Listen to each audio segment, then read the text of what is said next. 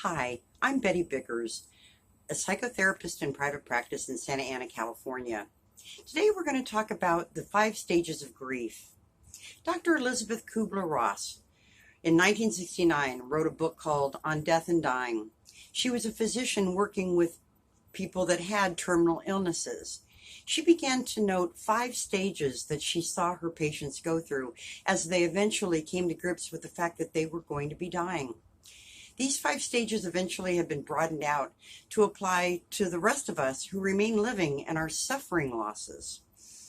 These 5 stages do not happen in a linear fashion. You don't go from one to the other in this nice, orderly manner. You can go back and forth between these stages, and that's part of what makes grief so difficult. The first stage Dr. Kubler-Ross identified was shock or denial.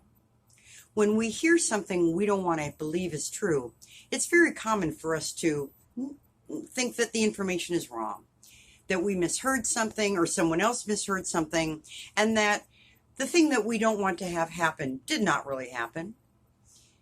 When we see something with our own eyes, or we experience something, we're involved in an accident, and we see something horrible happen, very often we go into shock because we can't quite make sense of it. And so we act on autopilot for a while and put one foot in front of the other. Shock or denial are very often a first stage that can last very briefly, or it can last for a while.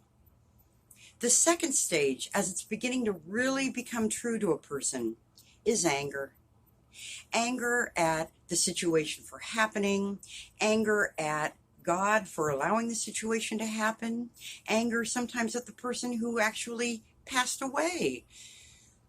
We can be angry at anybody and everybody when you're grieving.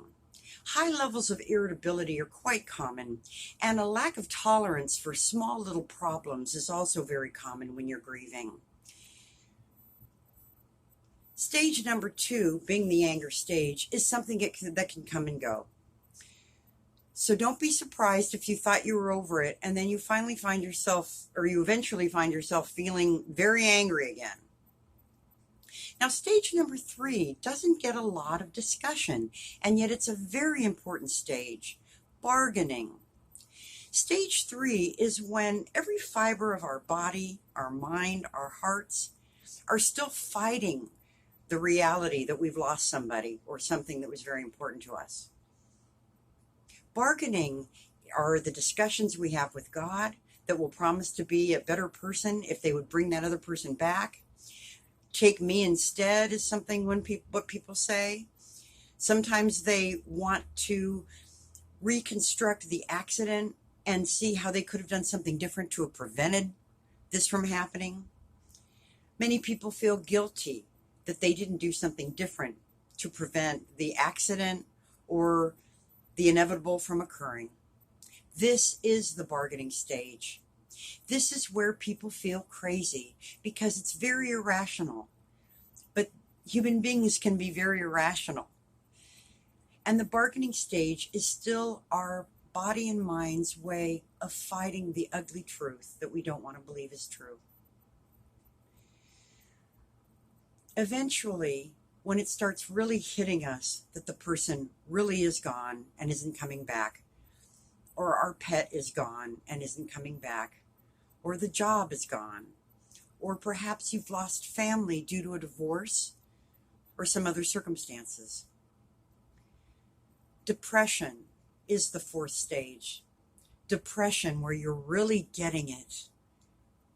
And this is what people often think grieving is the depression stage, because we imagine people sitting around being very sad.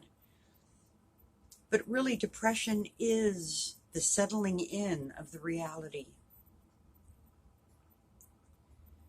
Many people wish they could avoid this stage because it's so miserable, but it's an important stage.